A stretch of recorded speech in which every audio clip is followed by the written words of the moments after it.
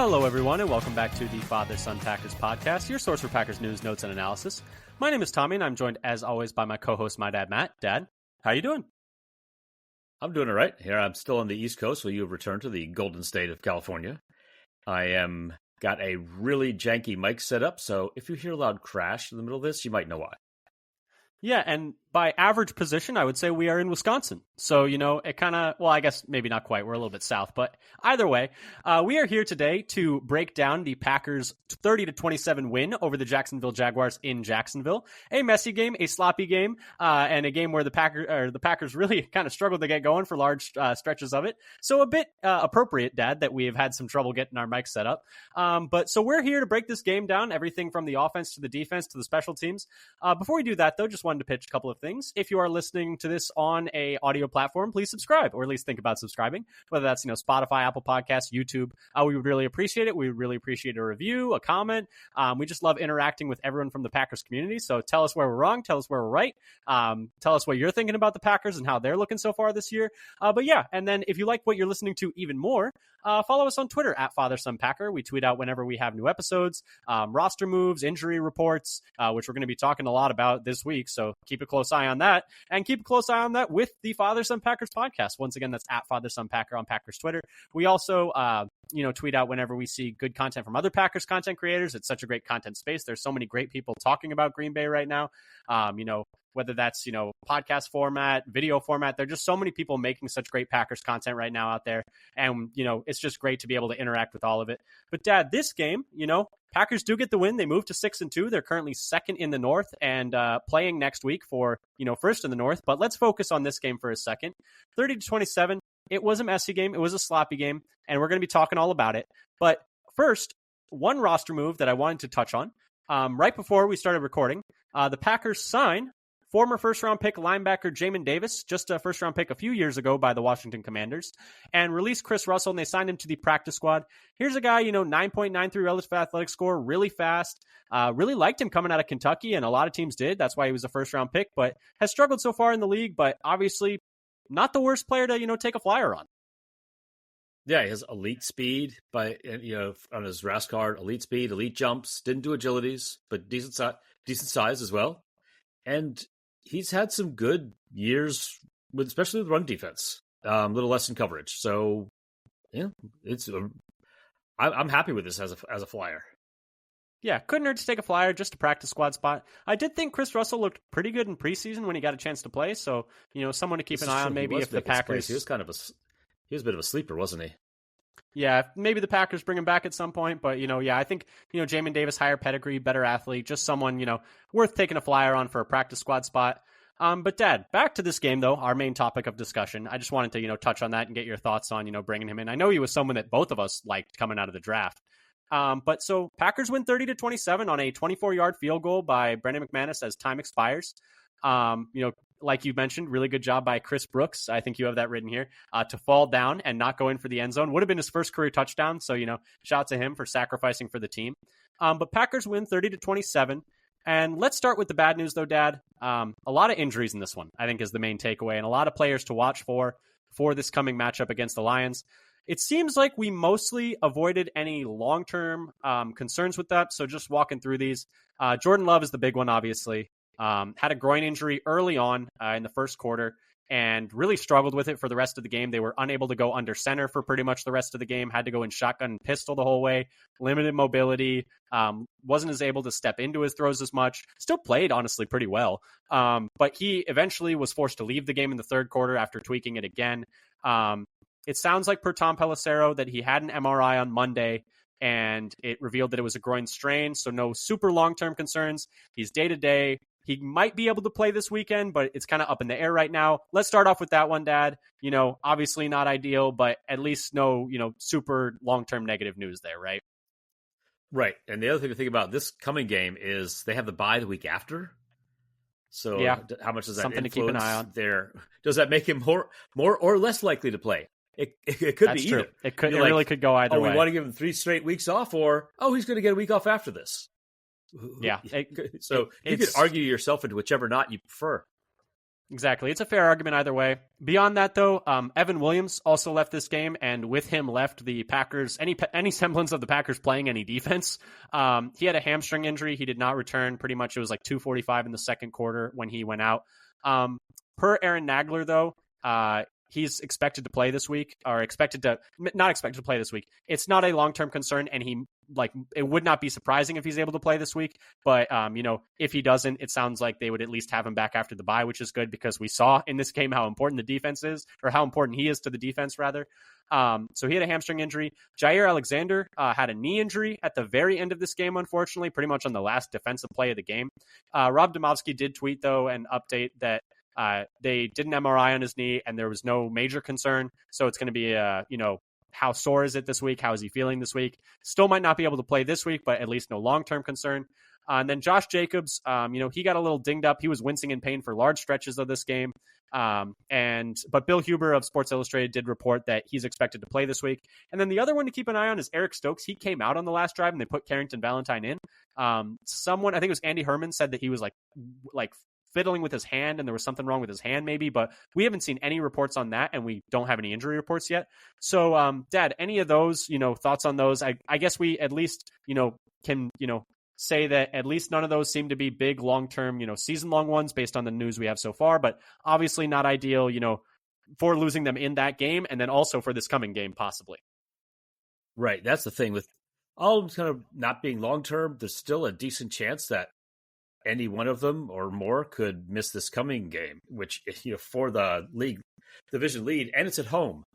So you wouldn't want to, it hurts to lose if you lost a home match against another division rival because of players being out. And then now you'd be maybe looking to make that back up on the road instead, which is, a little harder. Yeah, exactly. And, having two different, home divisional matchups kind of be impacted by, health concerns with the Minnesota one earlier this year and then the Detroit one possibly this week. We'll be keeping an eye on it though this week, but I think that was the major takeaway from this game is a lot of important players to the Packers hurt in this one.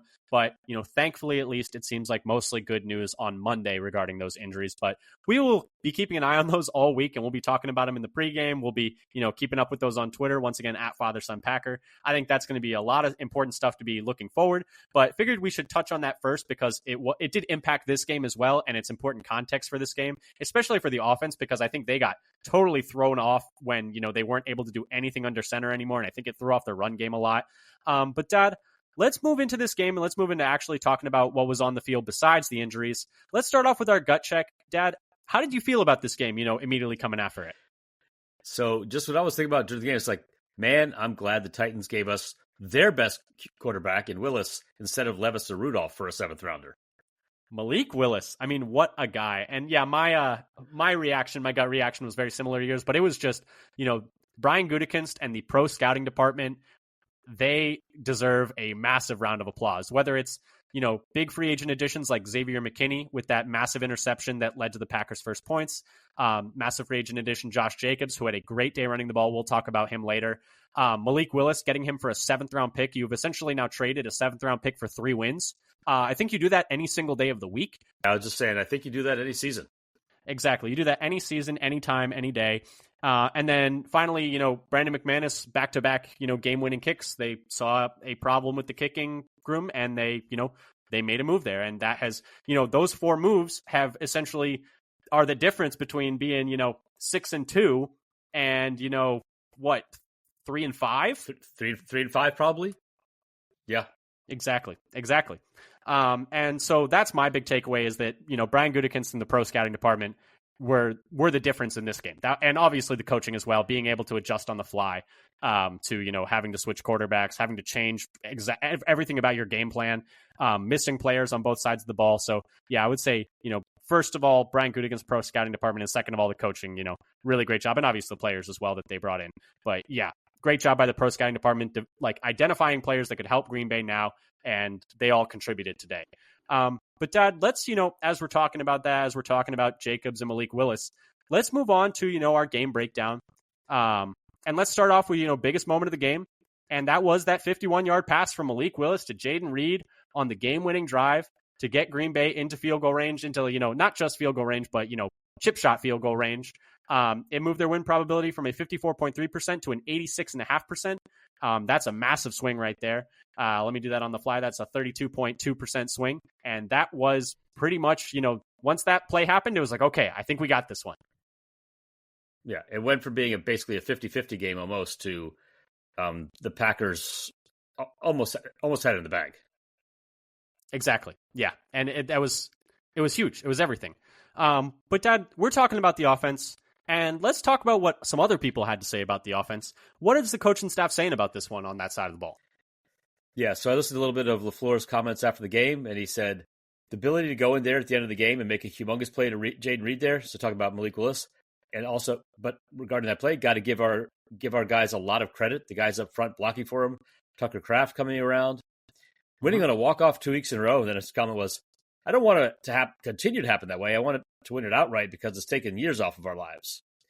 And then regarding that long play to Reed that we just mentioned that swung the game the most, it was a play they didn't even have in their game plan.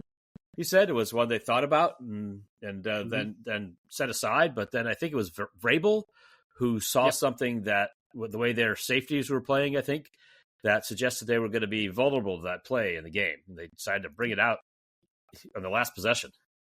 Yeah, and that's kind of why, I think we'll just transition right into the positives. My first positive is the coaching in this game. I think, like Matt LaFleur said, it was something that was not even in the game plan, but it was something they had thought about adding Tuesday and then decided against it, but that Jason Vrabel, on the sideline was like, hey, because they had already run the keeper, they said, where he kept it, and I think he ended up dumping it off to Kraft or running it himself, I forget, but they had already run essentially the counter to that play. And they had Jason Vrabel had seen something on the sideline where he was like, yeah, I think that's going to work. And I think Jaden Reed also said, like, yeah, as soon as they drew it up, I was like, okay, this is like, we're going to hit this. And I think, not only specifically in that scenario, I think it's two things. It's one, being able to see that was going to work, just play design, play calling in general. Like the design of that play is great. Calling that play there is great. But also just fostering a culture where assistant coaches feel comfortable being like, hey, like, I think that this is going to work. Because I don't think there's, like, it's not a given in every single locker room in the NFL that a member of the coaching staff, an assistant coach is going to feel like, hey, like, I can just bring these ideas to the head coach in game and be like, hey, I think this play is going to work. And it's not every head coach in the league that is going to be like, okay, let's do that. I think it's going to work. So I wanted to shout out to the play design. I wanted to shout out to Matt LaFleur trusting his assistant coaches and fostering a, culture where the assistant coaches feel comfortable doing that. And also, it's one thing to, have Malik Willis prepared to go out there and play for like with a week to prep. It's an entirely another thing to completely just middle of the game be like, and you're down. You're also losing to be like, okay, it's Malik Willis time. Like, let's try and remember what we did before and let's just try and draw things up. And as soon as Malik Willis went in, they just marched down the field. So it was like, okay. And so I just wanted to, shout out the coaching staff in this one specifically, because I think that is my, obviously my biggest takeaway is like, wow, Brian Gutekunst in the pro staff department, like take a bow. But the other one is just coaching. I mean, Matt LaFleur, like he's one of the most underrated coaches in the league, I think, every single week. And he's finally starting to get some of his flowers. Yes, for his LaFleurs. Okay, I'm cutting that. That's how bad that joke was. I'm cutting it. All right, but yeah, no, the coaching was great. I'll laugh at my own joke any day of the week. Just ask Mom. Well, someone has to, huh? But yeah, the coaching in this one was great. It was great, huh? Yeah, and I would just kind of give a shout out to that for Gutekunst. His ability to add players kind of outside of the most common times of year when the staffs do it, he might be the best in the league at doing that, at adding players in season or in the late in the summer, or, when you're not in the height of free agency or trade season. Yeah, he loves to say, like he adds somebody really, really valuable to the team for that season. Yeah, one of his like go-to sayings is that roster building is a 365-day-a-year job, and he walks the talk. He completely embodies that, and I think it's, like I said, a big testament to their pro scouting department. I mean, every year there's like, well, not every year, but you just look at his track record, and it's like, okay, like going and getting in his first, or not his first year here, I guess, but in his second year here, first year with Matt LaFleur, going out and getting Zadarius Smith, Adrian Amos, Preston Smith, Billy Turner, all massive contributors to those late stage Aaron Rodgers teams. You look at getting Rasul Douglas off a practice squad. You look at getting Devondre Campbell, just, free agent off the street. Those guys go on to be, big time Pro Bowl players. And then you look at this year, identifying Xavier McKinney as a priority guy that they had to go get. Going and looking and seeing like, hey, I think Josh Jacobs can, have a bounce back year and help this team. And he has so far. He's been really good, and we'll talk about him. And just on and on. Chris Brooks out there, they just took off of Miami didn't even, I think, want them on his practice squad. I think he was just, a free agent. But yeah, just over and over, they're able to make some moves on the margins that just make the team better. And those are the moves you need in the NFL, because it's a game of inches, as they love to say. But Dad, in terms of the offense, wanted to talk about the coaching, wanted to talk about those moves. There are some other positives too. What did you have down on that side? So the first thing I had was the pass blocking by the offensive line. The offensive line was credited with no sacks, so only one QB hit on the game. So one sack of Willis, I guess they must have credited to Willis himself, maybe because he took so long because that was a pretty slow developing play where they it was the very end Walker. of the game. It was the very, very end of the game in the last drive, and it was like, I think it was clear that it was like, oh, there wasn't anything there, and I think he just ended up eating it and going down, and they just ran clock. But yeah, it was like a 0-yard sack. And per NFL Pro, the offensive line, they gave up the second longest time to pressure of the week. Mm-hmm. So which is, that's a positive. That's second longest is good in this scenario. Right. He's giving the quarterback more time. So good pass blocking, good pass pro by the offensive line. So their offense on first down was also really good. They were sixth best in the league on the week in EPA per play on offense on first down. And to break that down more in passing on per NFL Pro, they were the fifth best in the week on first down in yards per pass play, and in EPA per pass play, they averaged 10 yards on first down. Mm-hmm. Mm-hmm. And then in first down rushing, they were also fifth best in EPA per rush and eighth best in yards per rush on first down per NFL Pro.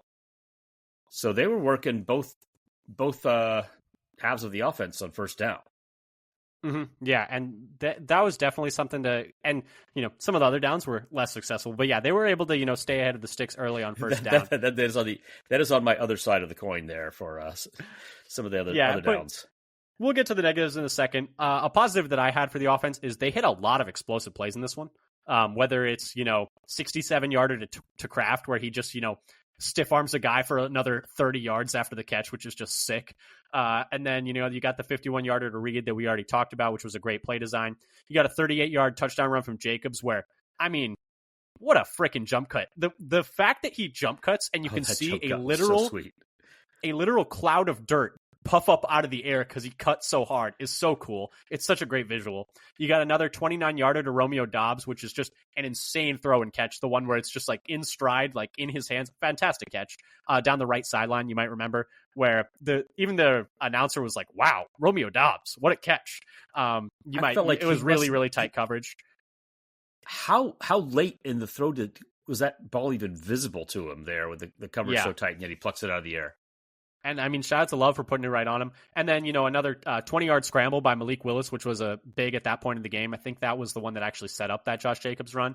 But yeah, so those were all awesome to be able to hit those explosive plays. And then I just wanted to shout out, a smaller day that I don't think got noticed, but Zach Cruz also noticed it, and he tweeted a lot of this stuff out. But Christian Watson had a really nice day. 3 different catches for first downs, and he was the lead blocker, not the lead blocker. He had massive big downfield block on that Josh Jacobs run that allowed it to go for a touchdown, and they needed those 7 points there badly. So I just wanted to shout out Christian Watson. I thought he was a very steadying presence there, making several catches in the middle of the field that were not all, low. They were some high degree of difficulty catches as well. But yeah, so I just wanted to shout him out because I think it was a quiet day statistics wise, but watching the game, I was like, anytime they really needed to catch and really needed to move the ball, I thought Christian Watson did a good job there. And obviously he's a really good, blocker as well. And he was actually mic'd up on the day. So for anyone who wants to go, hear some sounds from the game. The Packers Twitter posted it. So go check that out. But any other positives on the offensive side of the ball you wanted to talk about, Ted? I want to give a shout out to Josh Jacobs. So he had the third most rushing yards on the week at 127 yards, and the second most yards after contact on the week with 99 of his 127 yards were after contact. Of them.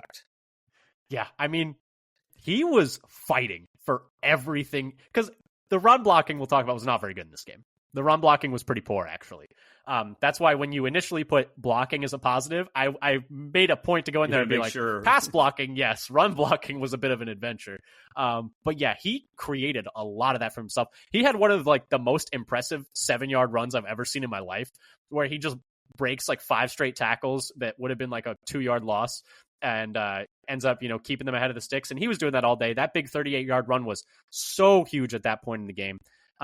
But yeah, he's been a fantastic addition, wouldn't you say? Yeah, he's been, I think, everything they hoped for. His ability to, produce a lot while also having a lot of volume has been, and he's, even though he's gotten dinged up a little bit, he's been able to keep grinding without always the best of blocking. No. And, well, sometimes running backs do matter. Sometimes they do, but yeah, and especially, when you can get a guy who's, still young, and I think, we talked about how, they probably would not have won those games without Malik Willis. They're probably not winning this game or the other two without Josh Jacobs, or at least probably not the Colts one or this one without Josh Jacobs, and his ability to be a complete and total workhorse and take, 20 to 30 carries in a game. That's a valuable skill and has, gotten them 2 wins essentially. But like you mentioned, Dad, he was often doing it with, and like how I mentioned, he was often doing it without the best blocking. And that kind of brings us to some negatives on the offensive side of the ball, unfortunately. And the first one I had is the run blocking was not good. Only 1.04 yards before contact per attempt in this one, which is equivalent to 26th on the season. That's, we've seen better. We've seen better days there. And I will say, that's actually also despite facing light boxes on 56.4% of snaps. So it's not like Jacksonville was stacking the box. That was equivalent to that would be equivalent to the second most on the season. Like they were seeing light boxes at an insane rate. And second we're most still, light boxes in there. Yeah, and we're still just getting hit all the time. But yeah, the run blocking wasn't great. And it really is just a testament to how good Josh Jacobs was in this one. Yeah, he was doing a lot of the heavy lifting himself. For me, I had a little bit on the rushing game as well. Like their EPA per rush was only middle of the pack, 14th in the league, and slightly in the negative. But then the third down offense, we shouted out their first down offense earlier, but the third down offense was 6th worst in the week in EPA per play and on third down, and they only converted 3 of their 11 third down chances. Yeah, the run game wasn't great. The third down offense was a big mess. First half, second half, pretty much no matter what, they were just really struggling to convert those third downs. And they weren't even all like third and longs. Like there were some third and reasonables that they should have been able to get. I will say though, like I mentioned at the beginning, the caveat is with Love's injury, the whole offensive system had to change because they just could not go under center anymore, which I did think hurt their run game for large stretches. And, going to Malik Willis in the second half, you're going to have to just, that's why when I'm saying all these negatives, I do want to say, caveat, they were not exactly in a, prime situation for offense at this point. And also, keep in mind, we talked about in the pregame, Jacksonville's run defense is actually pretty good. But so, yeah, I just want to keep those things in mind. But yeah, the run blocking wasn't great. The third down stuff wasn't great. The other thing I wanted to talk about was, there were some high leverage drops in this one. And this is a bit nitpicky, but I do think they were, in some ways game swinging plays. The first one, not as much. I mean, 0-0, 3rd and 5 at their own 7. Reed drops one that, they had really not gotten the offense going much, but that would have been huge and would have been big for field position. It would have been a difficult catch, but it hits him in both hands. And that's another big play that he ended up not getting. And they end up punting and giving Jacksonville the ball at the 50. And, really good field position. Thankfully, the defense was playing really good early on and, made Jacksonville punt. But that was some really great field position that they got because of that drop. And then the other one was worse. They were up 10 trying to run clock down with 10:25 left in the fourth. And Dobbs just drops an open pass that would have given them a first down on 2nd and 10. It just hits him right squarely in both hands, and it just falls to the turf. They end up punting 2 plays later, and, Jacksonville ends up storming all the way back. So, I mean, thankfully they end up winning this game, but that could have been a play that you turn around and look and be like, hey, that's, have a chance to put them away and you don't do it. Right. Right. You'd say, oh, that's one of the reasons why they had enough time to go down and score twice. Yeah, exactly. But yeah, so some ones there. And then the last thing I wanted to touch on as a negative is the end arounds are just not working right now. I think teams have a beat on them. They only ran 1 in this game, but they went for 0 yards. It just feels like when they do it, teams are just right there. And It's been a couple of games of that now. And I think that maybe teams are wise to, those little plays right now. Yeah, they're getting a lot of production out of it earlier. And I think last week they had 3 of them that were all not good. So now they're going to go in and a string of like 4 straight not good end rounds. Yeah, so that's just something. But maybe it's opening up more run up the middle. Jacobs is doing well with less blocking. I don't know, but yeah, so that's been a bit tough. Any other negatives on the offensive side of the football though that you wanted to talk about, Dad? I think that was the main thing I had. I had just had things to think about. Yeah, I'll touch on little notes because you almost stole mine. But the first thing that made me think we talked about briefly before was Chris Brooks. He is currently, it seems, ahead of Emmanuel Wilson. This is per PFF. 17 snaps to Wilson's 12, so not like a big discrepancy, but a discrepancy. 4 carries for 16 yards compared to 4 carries for 5 yards for Wilson. And I will say, though, of those 5 yards for Wilson, 8 of them were after contact. So he specifically had one really good run where he got hit like 4 yards deep and he managed to make like a 2-yard gain out of it. So I didn't think Wilson was bad in this game, but I just wanted to add that context. Wilson had 8 yards after contact. Brooks only had 4, so it was blocked up a little bit better for Brooks. But specifically, Chris Brooks, falling down there at the 3 when you have a chance to score your first career touchdown is awesome. Great teamwork. And then the other thing is he is a really good pass protector. He had one amazing pickup of a linebacker. I forget which linebacker it was, but he completely stoned him. This was I think early in the first quarter. But yeah, Chris Brooks, your new running back 2. And the thing that makes me think is Marshawn Lloyd going to come back at any point? Are they going to keep 4 running backs if he does? Like, what's going on with that? Yeah, that's really hard to tell what's going to happen. How can he move up the depth chart at all? I don't know. That is a good question, and he must be eligible soon. He's been eligible. I haven't heard. He's been eligible anything at all forever, but they haven't opened his practice window yet. So, yeah. The other thing I want to sort of say about Chris Brooks, you mentioned his pass blocking. I think he was the only running back who was actually credited with a pass blocking snap by PFF, and the carries was like he was getting at the end of the game. It's not just what he did with it. They were trusting him at the last drive of the game to go ahead. Yeah, and I think some of that was, Jacobs having to come out with, maybe a little dinged up. But also, they were running 2-back sets with him in, where he was, like Jacobs was almost a decoy for a couple of those Chris Brooks carries where, he was getting the halfback dive part of the, I think it was like an RPO where they could have swung it to Jacobs if they wanted to, but they handed off to Brooks. And so, yeah, they're running the pony personnel stuff again, which, I mean, it did not work, but it wasn't like crazy successful. But I just thought that was interesting that they're having him out there as the second back in those pony personnel stuff. But Dad, you had another thing that was making you think, or did you want to talk about Chris Brooks anymore?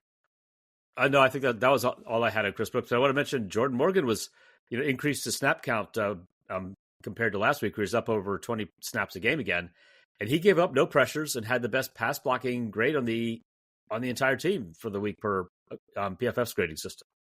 Yeah, so what does this mean for the future and what the lineups are going to be? I don't know. Yeah, he looked good. Someone was mentioning, I think it was Andy Herman and Justice Mosqueda on the Pack-A-Day podcast today, that Myers didn't look great with that wrist injury that he's been dealing with. And so that might be something to keep an eye on this week as well. Bye week's coming at a good time for the Packers right now with a lot of players, nursing one thing or another. But so maybe just keep an eye on that. But yeah, Morgan looked good. There was also a really awesome Packers content, just to talk about something not football for a second. Just bear with us for a second. There was because it's, Halloween season. Halloween's coming in a couple of days. And I don't know if you know, but Jordan Morgan has an entire leg sleeve of, horror movie characters.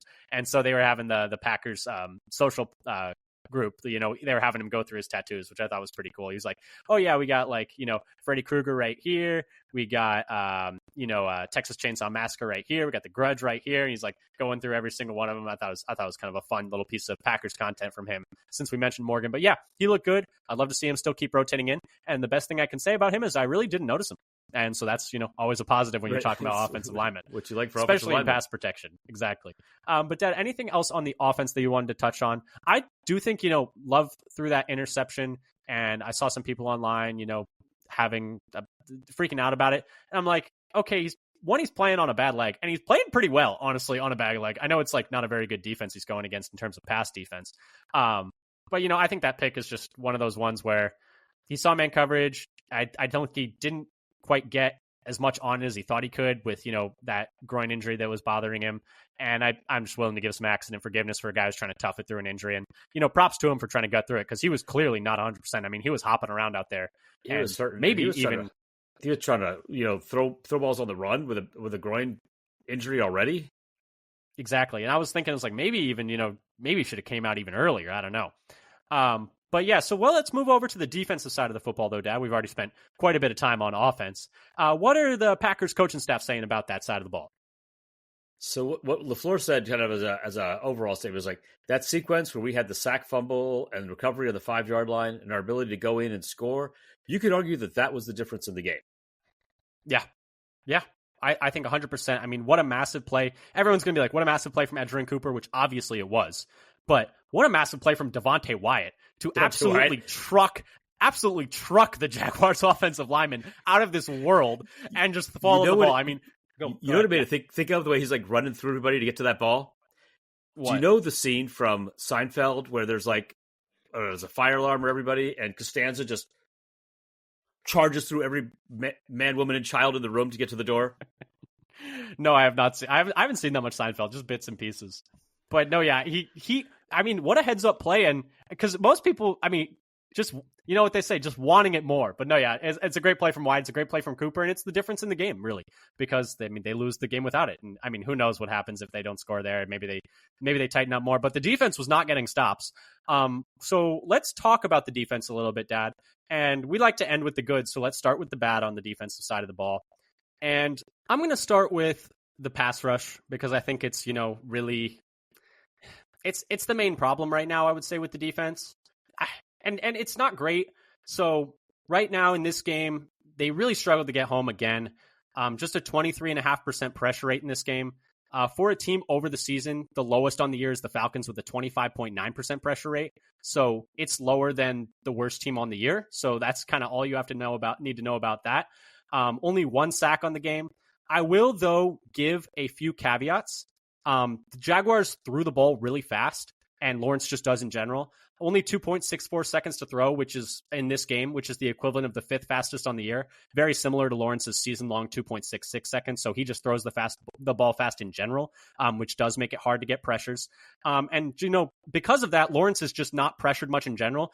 Only 26.8% pressure rate on the year, which is the 5th lowest in the league. So they're going against a quarterback and an offense where they're getting the ball out quick, and it's just in general they don't get pressured much. So I did want to give that caveat because I did see a lot of people talking about how the Packers didn't get a lot of pressure, which they didn't. They were worse than the worst team in the league's pass rush. So it's not good. It's really bad. But I did want to add that context because I thought it was important. I do wonder if they could have done more in terms of what they did against the Texans last week. They only blitzed on 11.8% of dropbacks, and these numbers are all per NFL Pro, which was the 3rd lowest on the week in terms of blitz rates. But I will say, when they did blitz, Lawrence kind of beat him up. He was 4 of 4 for 58 yards against the blitz with a 0.83 EPA per dropback, which is the 2nd highest on the week against the blitz. Only Josh Allen was higher. So when they did try and blitz, which was not very much, they did get kind of shredded. So maybe you just, I don't know, call better blitzes. That's very easy for me to say, but I will say, that is my could they have done more? It's well, when they tried to, it didn't really work. So, maybe you just got to stick with that straight rush, but the straight rush was not working. But yeah, so they didn't pressure him much. Obviously, Lawrence gets the ball out fast, so there is that, but the pressure was bad. And just looking at it over the course of the season, I'm really just frustrated with the edge rushers in general. Gary right now has a 13.1% pressure rate, which is it's borderline top 20 amongst edges. Obviously, that's not, where you want it. You want it higher, but it's not killing you. And he has gotten better every week. So I think that that's okay. Outside of him, though, the rest of these edges are just not getting any pressure out there. I mean, the next highest is Eningbare at 7.5%, half of your top guy. And Preston's at 6.6, and Lucas Van Ness is getting hardly anything. And so the rest of your edges are just giving you nothing in the pass rush right now. And I think that's part of what translated to the fact that the pass defense outside of that pick and forced fumble was really bad. I mean, they allowed 9.1 yards per dropback, which was the 2nd worst in the league on the week. I mean, it was just really rough for the pass rush, and that made it really rough for the pass defense. Yeah, it kind of gives them a lot of time. It's eventually every secondary is going to get beat. But I do like listening to your point and counterpoint here. It's I could hear Samuel Jackson. You're talking to yourself. allow me to retort. And then allow me to retort back again. Because I did think it was important to, be like, there's a case, and you can make the argument that, like, hey, they're just getting the ball out fast. It's hard to get home when they're getting the ball out fast. Maybe the secondary needs to be tighter on those guys early in the down. But when you have a pass rush, like a pressure rate worse than the worst pressure rate in the league, it's pretty bad. And I know it's only 3% worse than Lawrence's on the year, but, it'd be one thing if it was just this game. It's been a whole season long problem. They can't rush the passer unless they're sending extra guys right now, which is just, you're not going to win big games doing that. Yeah, it eventually bites you, either in a game or a season or a play. And so that's the problem. And they've mostly fixed it by bringing some simulated pressure or some extra pass rushers. They're trying to disguise what direction they're coming from. But overall, it's been bad. Tough. It's been really bad, and they just need more there. They need more to be, the level of defense that they need. And they've managed to, like we said, kind of rig it up with, bits and pieces, but it's been bad. And so that's my first big negative, is just the pass rush in this game. There are excuses you can make for this game, but it'd be one thing if it was just this game. It's been the whole season they haven't been able to rush the passer, really, outside of the Titans game and when they blitzed against the Texans. But Dad, what did you have as a negative on the defensive side of the ball? So for me, on the defensive negatives, I have a few big picture things. Like, they gave up 7 yards per play on offense, which was the second worst on the week. The only team that was worse was Dallas. They gave up the 8th worst EPA per rush and the 8th worst rush yards over expected per attempt. Both the big thing there was they couldn't tackle in this game. That was the big thing. They missed. Right. They missed 15 tackles per PFF. They missed 15 tackles in this game. And I know you had it there. I was going to put it too, but I figured that, when you're looking at rushing yards over expectation, the real thing is they just kept letting these guys break tackles. And I know that Tank Bigsby, coming into this game, that was something we talked about. He's been on a crazy run in terms of broken tackles, but it continued in this game with the Packers' effort. Yeah, what comes out of this is like they gave, related to the tackling, they gave up the highest yards after contact over expected on the week. Per NFL Pro, and also the highest yards after contact per rush attempt. So they were making rough contact and not bringing guys down. Yeah, and even, the Trevor Lawrence keeper. 2 different guys missed tackles on Trevor Lawrence at the goal line, and he gets in. And it's like, okay, it's like we can't tackle Trevor Lawrence? Like it's not like... Yeah, he just powered his way in after getting hit, 2 yards short? It's not like he's the most muscular guy in the world. I mean, he's pretty thin. Like we can't get him down. But yeah, that's kind of emblematic of their difficulty. Yeah, he's tackling. not exactly Cam Newton back there. Exactly. I mean, we made him look like Cam Newton for that play. And I think the big thing also I wanted to touch on is the defense. The stark difference in the defense with and without Evan Williams. It's crazy. So just looking at some numbers, and I got these per RBSDM, I essentially just looked at first half versus second half because he went out at the 2:46 mark left in the first half on the Jaguars touchdown. That was his final play. In the first half, they allowed negative 0.084 EPA per play and a 39.1% success rate. That's equivalent to about the 8th best defense by EPA per play and the 6th best defense by success rate. In the second half, 0.123 EPA per play, which would be 29th worst over the course of a season, and 52.9% success rate, which is equivalent to the dead last defense by success rate in the entire league, if that was over the course of the whole season. So for the equivalent season, of going... I think they're 31st on the week. Yeah, on the week. But equivalent to the 32nd on the season. So it's the equivalent of going from a top 10 defense to a bottom 4 defense, just Evan Williams not being on the field, which your defense cannot be just one guy goes out and the whole thing falls apart and you become like a bottom of the barrel defense. Like, that can't happen. And a rookie who just became a starter a couple of weeks ago. I had this as my thing to think is like, is Evan Williams this important to the defense? Which, testament to him. It's a further testament to how good he is. But your defense can't just explode when one guy goes out. Like, that can't happen. And that's essentially what happened in this game. And obviously the Jaguars are allowed to make halftime adjustments too. I'm sure they did. Boy, and Trevor Lawrence, I thought, played really good in this game, honestly, outside of that fumble, which, has been, and outside of the fumble and the interception, he played really good in this game. But yeah, that was another thing I wanted to touch on. It's just like Evan Williams leaves and the whole secondary is just terrible. Or not terrible, but it's not good. And yeah, so that was something I wanted to touch on as a negative as well. Yeah, and I have a couple other negatives. That so Brian Thomas, he's been a good rookie receiver, but He's this good. was his He's just good. But compared to his other games, his own games, this was his second best PFF receiving grade on the season, and he was this week the seventh best in the league, and having some time he missed there at the end, and then Javon Bullard, he had a tough rough day. game. Yeah, I'm willing to give him. Go ahead. A little back accident forgiveness, but in this game, he was the third worst defensive back in run defense in the entire league in Week 8. Yeah, I'm willing to give him some, like some accident forgiveness because he had to switch from the slot back to safety mid-game, which he probably hasn't been practicing as much at safety with Evan Williams back there. He's been mostly in the slot recently. So I'm willing to give him, there's some context there, but yeah, he struggled in this game. There's Brian Thomas really shook him out of his shoes on the touchdown that Thomas had. There were a couple other ones, like you mentioned, the run defense wasn't great. He's been good outside of this game, so accident forgiveness there. And so, hopefully he bounces back this coming week against Detroit. But yeah, it was a rough game for the rookie. But Dad, let's move over, or do you have any other negatives you wanted to touch on? Because we can move to some positives. Those are all my negatives, so we could ready for some ready for a little sugar. Yeah. I thought the run defense in this game was pretty good outside of the poor tackling. Negative 0.14 EPA per carry, which is over the course of the season would be the equivalent of the sixth best run defense in the league. And the Jags just had a 34.8% success rate on the ground, which would be equivalent of the fifth best run defense in the league. So they defended the run pretty well in this game. So I'll give them that. That was pretty solid over the course of the whole game as well. So not just, in the first half. And then I thought Edgerrin Cooper was great in this game. It was, he did have 2 missed tackles on 4 tackles, so that's not great. You got to clean that up. But outside of that, the sack force fumble, probably the play of the game. Carrying Christian Kirk up the seam from the opposite, linebacker spot and sprinting with what is a very fast linebacker, or very fast receiver rather, and forcing the ball out at the end. Now, unfortunately, Christian Kirk got hurt at the end of that play, but I thought Edgerrin Cooper flashed a bunch in this game.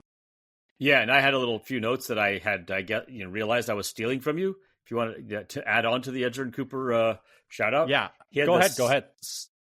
He had the 7th best coverage grade amongst linebackers in the whole league this week. And he was also credited with the top PFF pass rush grade amongst all off-ball linebackers on the week. So he was doing it all. Yeah, he's a stud. Outside of those 2 missed tackles, he was fantastic. I mean, he's so good as a blitzer. He's getting better and better in coverage each week, I feel like. He's usually a sound tackler, so, these things happen. He was one of the guys that I think Trevor Lawrence ran through at the end of that touchdown run, unfortunately. But yeah, no, he's been really good. He's been a great second-round pick so far for the Packers. Any other positives on the defensive side of the ball? That, I mean, in the first half, they were great. They were fantastic for the first, until the very end of the first half. Pretty much. They let up the touchdown with him on the field, but they let the touchdown late. Yeah, for the first 3 or 4 drives, I mean, they were really just stymieing the Jaguars' offense, and the Packers turn the ball over, and immediately Xavier McKinney just gets it back. Also, Xavier McKinney, I mean, holy crap! That was a shout out McKinney with another INT, his league leading 6th on the year. Yep, I think that's right. You love to see it. Yeah, it's 6 now. Yeah, he's so good. I also wanted to shout out their third down defense. They only gave up 2 of 12 conversions on third and fourth downs, and they didn't give up a third down conversion until about 2 minutes left in the game. Unfortunately, this was also the drive that gave Jacksonville their go-ahead touchdown and a late lead. Yeah, they didn't hold the lead there, which was really disappointing. I mean, you're up 10 in the fourth quarter. You can't let them score twice, and they did. So that sucked, especially at the end there where it's just okay, march down the field, big completion. But like you mentioned, their third down defense was really good. And their third down defense on the whole, on the year, has actually been pretty dang good, which is surprising given the fact that they have not been able to rush the passer at all. Usually those things do not go, in concert, which, maybe it's sustainable, maybe it's not, but it's been good through 8 weeks so far. So we have a decent sample size. But yeah, like you mentioned, third and fourth down defense was really good in this one. Yeah, and also want to give a shout out to Eric Wilson. He was had the third best PFF run defense grade amongst all linebackers in the league in Week 8 with a near elite 84.6. And he also had the 11th best linebacker coverage grade. So not quite as good as Cooper, but also very good. Should he just be playing ahead of Quay Walker? Do you think? Should he just be the starting middle linebacker? I was just thinking, is this their best linebacker arrangement with Wilson, Cooper and McDuffie, and it's actually better than the preferred lineup of Walker and Wilson as the top two. I think you can make the argument because I don't think the ceiling is as high of those guys, but how many years are we going to be talking about ceiling with Quay Walker? Like, it's been 3 years now. Maybe I should add that to my things that make us think that since I already have it there. Don't you worry. Williams. But yeah, so yeah, it's already there. But that does kind of, transition us to things that make us think. And mine was just, should Eric Wilson be playing over Quay Walker? And I think, you can argue that just having a guy who you can trust to be in the right spot more often than not, rather than a guy who Quay is so frustrating because he'll make a play and then he will just be in the entirely wrong gap the next play.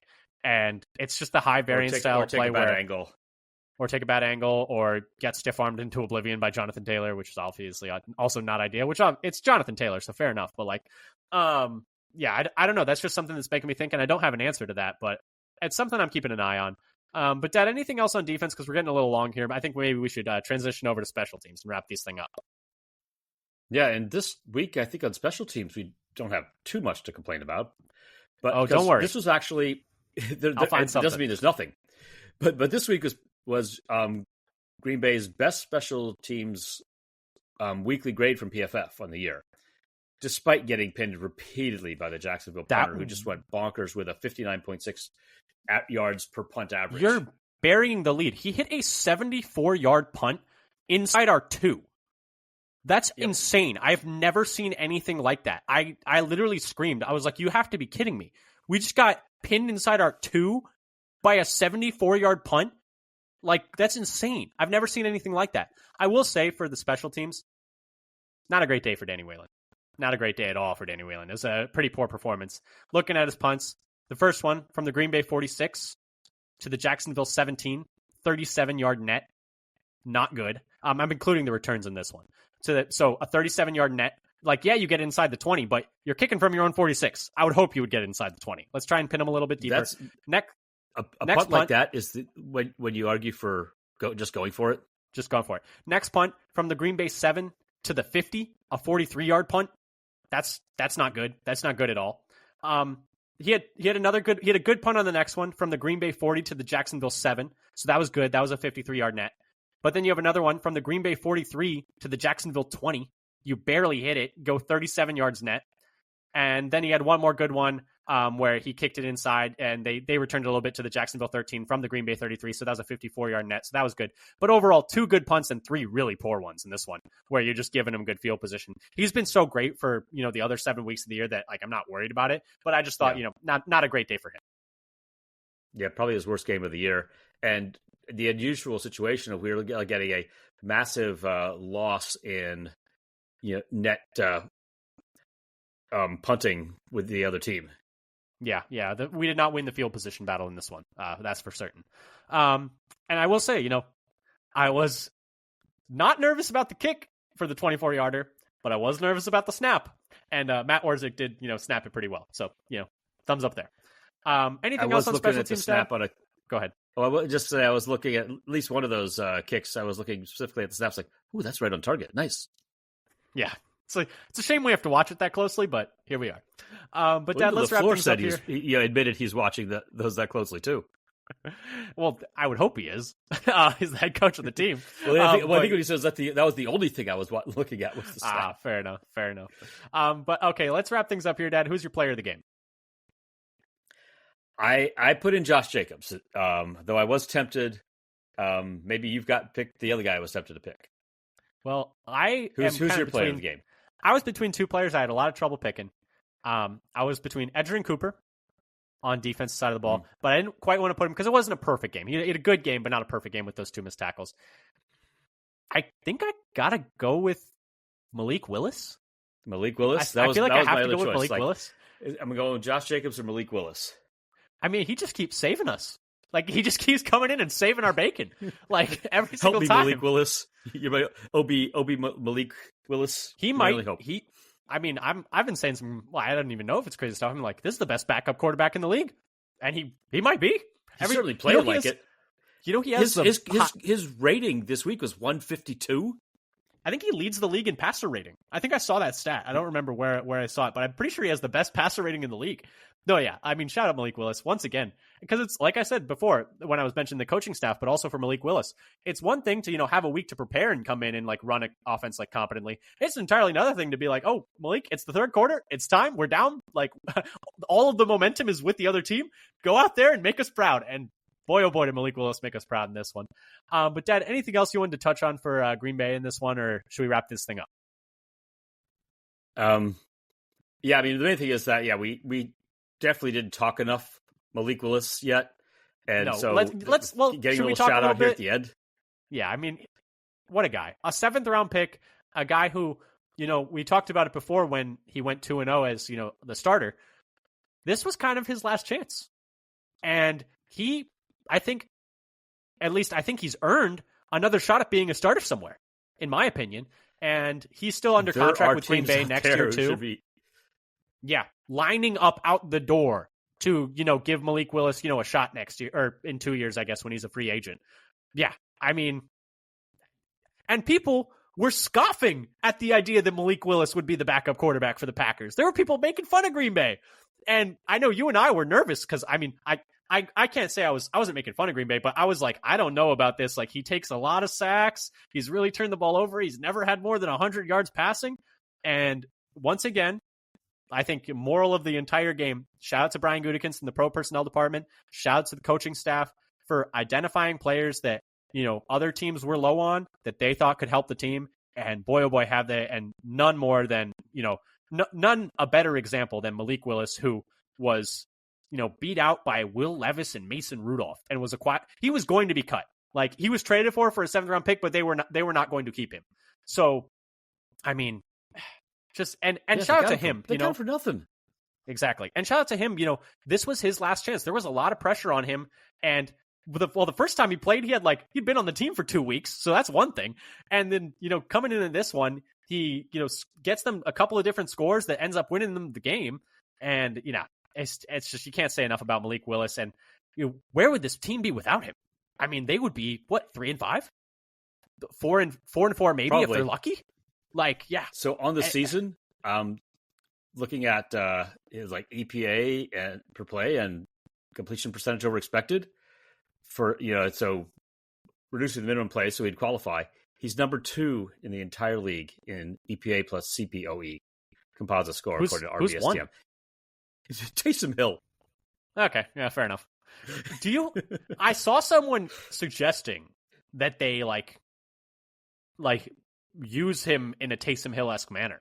Like, if it just as an idea. It was an idea that was floating around. I was like, not the craziest thing I've ever heard. Like, he is really athletic.